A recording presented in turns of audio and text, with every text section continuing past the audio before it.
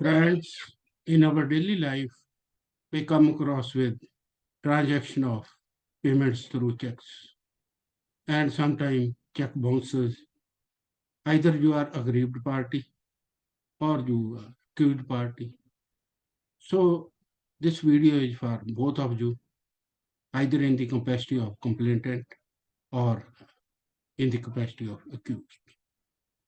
The section 138, which deals with bouncing of checks, starts its journey when your check is bounced and you get a notice of bouncing of check. Now the question is, what should be the wording of that notice which is necessary for further proceeding in the case related to 138?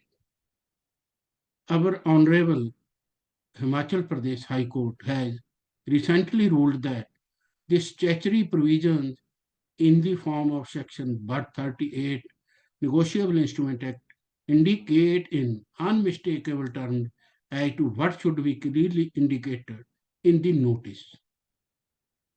Clarity in making the demand is an essential prerequisite for check bouncing cases. It is test.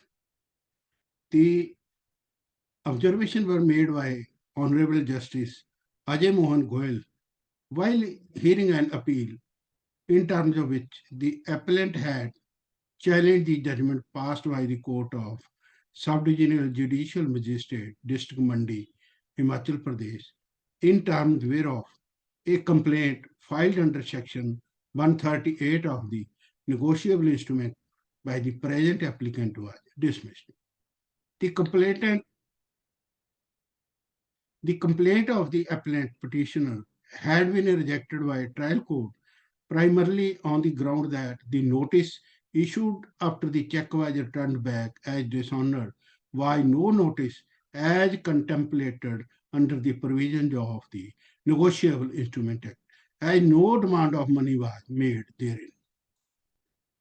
Assailing the dismissal order, the appellant submitted that the trial court had error in not appreciating that in the notice which was issued by the appellant after dishonoring of the check, all the ingredients of the provision of the Negotiable Instrument Act were complied with, and simply because one line was not written therein to a demand of money, this does not mean that the same did not amount to statutory compliance of the provisions of the Negotiable Instrument Act.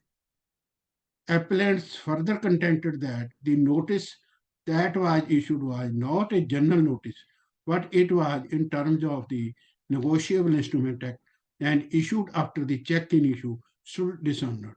But this extremely important aspect of the matter had been ignored by the trial court by adopting a hyper-technical view in the matter.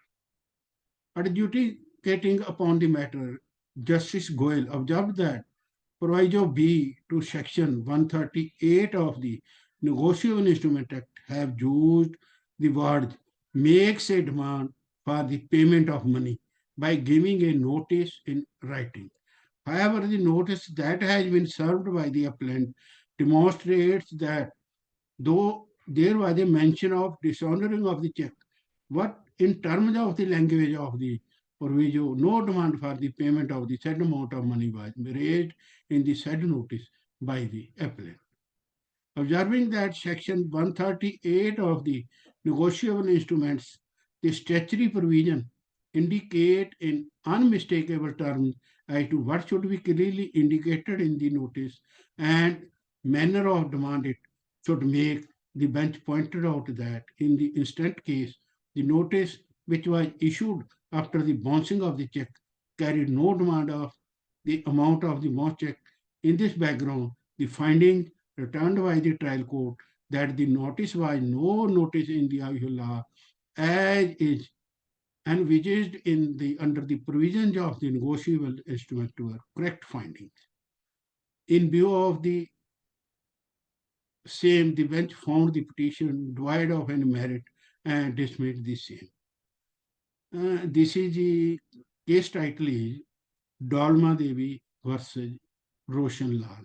Citation 2023 Live Law HP 24. And for the appellant, Mr. Bir Bahadur Burma Baj, and for the respondent advocate, Mr. Varun Rana, were present.